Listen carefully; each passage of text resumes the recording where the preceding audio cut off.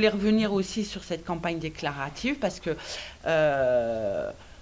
nous, ce qui nous a heurté aussi dans la conférence de presse de Madame de Montchalin et de Madame Verdier, notre directrice générale, c'est de faire croire que la Direction générale des finances publiques et les agentes et les agents travaillent dans un monde merveilleux. Bon, quand vous réduisez, quand vous supprimez 30% de nos effectifs depuis 2008, quand vous supprimez 25% des effectifs dans les services des impôts des particuliers ces 5 dernières années, parce que c'est ça qui existe, c'est ça la réalité.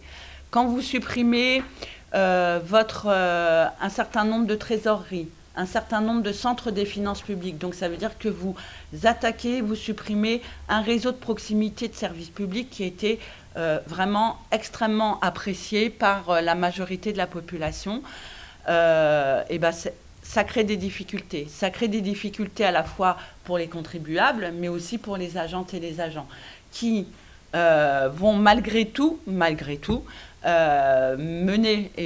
cette campagne le mieux possible pour la majorité de la population, parce qu'on sait très bien que l'impôt sur le revenu, la vie d'impôt sur le revenu, elle peut aussi aider un certain nombre d'usagers quand ils la reçoivent. Donc on va faire. Mais là, c'est dans des conditions extrêmement dégradées. On n'est pas du tout contre les moyens nouveaux. Par contre, ce qu'on veut, c'est que tous les gens puissent être reçus quand ils ont besoin d'être reçus. Et j'entends qu'un point de contact est toujours disponible à moins de 20 minutes. Mais alors, déjà, il faudrait voir si c'est bien exact sur tout le territoire, ce dont je doute, notamment en montagne. Mais à moins de 20 minutes, c'est-à-dire à 20 minutes en voiture. Hein, donc ça sous-entend d'avoir un véhicule quand même. En dehors de ça, messagerie, téléphone, centre de contact que Madame la ministre a loué lors de sa conférence de presse. Et c'est vrai que les conditions en centre de contact sont extrêmement, comme dans tous les centres de contact d'ailleurs, extrêmement complexes et difficiles pour les agents, et qui sont d'ailleurs débordés, et encore plus aux périodes de déclaration. Alors ces centres de contact, à l'origine, avaient été installés pour qu'il n'y ait plus d'appels qui arrivent dans les services des impôts des particuliers. Nous, on le déplorait parce qu'il est toujours plus aisé de se prononcer sur un dossier quand on en a la gestion, plutôt que de l'envoyer dans un centre de contact qui, lui, ne gère pas le dossier. Pour autant, entendons que ce soit la volonté de la Direction générale des finances publiques.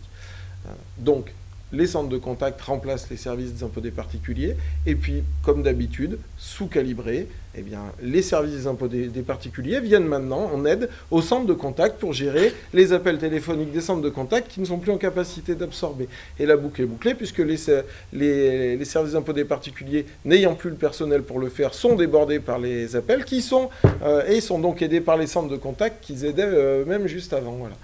Donc c'est un décalage, le manque d'effectifs étant dans chaque service, le décalage d'une mission d'un service à l'autre ne rajoute pas des effectifs et ne rajoute pas du temps aux gens.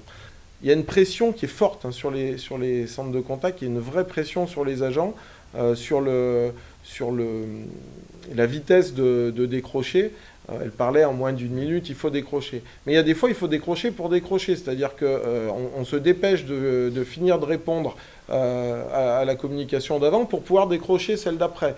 Et ça, c'est pas une demande des agents. Les agents, ce qu'ils voudraient, c'est donner une réponse complète, fiable et qui correspond à la situation de l'individu. Mais quand on est pressé pour pouvoir raccrocher, pour tout de suite prendre celle d'après, parce que statistiquement, il faut être en dessous de 1 minute, 3 minutes, peu importe le critère qu'on met, eh bien, on abrège, et donc le service n'est pas à l'exacte qualité de ce qui devrait être. La fiscalité, c'est quand même pas simple pour tout le monde. Bon, vraiment, enfin, y compris même pour nous, agentes et agents des finances publiques, des fois, ce n'est pas simple. Ça peut prendre du temps à expliquer le mieux possible pour qu'il n'y ait pas d'erreur possible, tant au téléphone qu'en physique.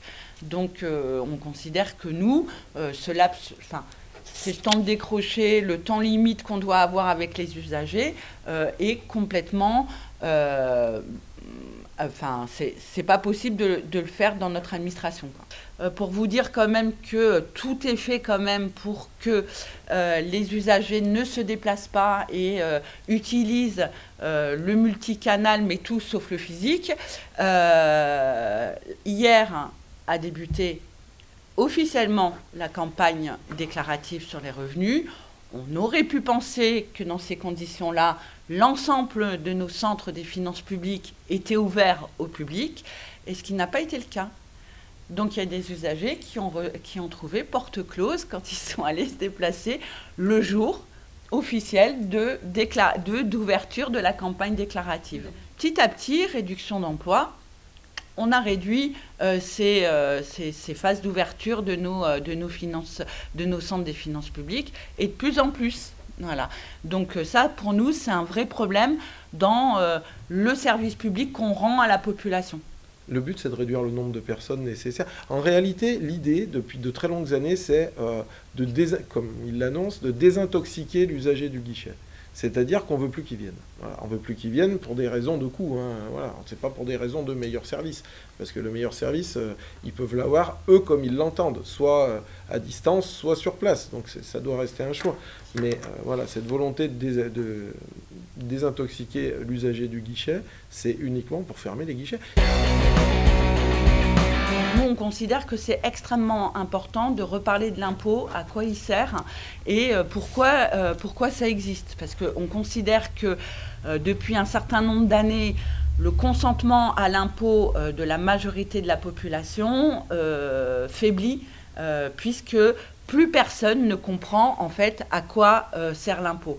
D'autant plus quand vous avez des scandales, parce qu'il y a des scandales, ça met à mal le consentement de l'impôt et ça montre, voilà, au plus grand nombre et à la majorité de la population qu'on n'est pas tous à égalité. Bon. Pour nous, l'impôt, il est nécessaire, ce qu'a dit Ludo, il est nécessaire pour notre modèle social, pour nos services publics, mais pas seulement. Hein, pour nous, c'est un outil essentiel sur la question de la répartition des richesses et pour faire vivre notre modèle social. Or, depuis plusieurs années, plusieurs décennies, mais sans doute approfondi depuis l'arrivée d'Emmanuel Macron au pouvoir, toutes les lois fiscales qui ont été mises en place n'ont été faites et n'ont favorisé que les plus fortunés et les grandes entreprises. Quand vous réduisez par exemple, alors, quand vous réduisez aussi les cotisations sociales patronales, sous prétexte de créer de l'emploi, sous prétexte de compétitivité. Au bout du bout, on s'aperçoit que la réduction des cotisations sociales patronales, ça n'améliore pas ni le taux d'emploi, ni la compétitivité, mais ça creuse quoi ?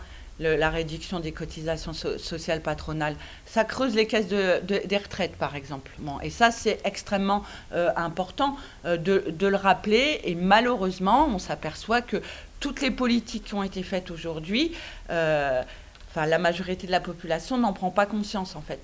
Que petit à petit, avec toutes ces politiques fiscales, qu'est-ce qui se passe? C'est on attaque notre modèle social et petit à petit, on se dirige vers un modèle social que nous, on ne souhaite pas et où tout le monde va devoir payer plus.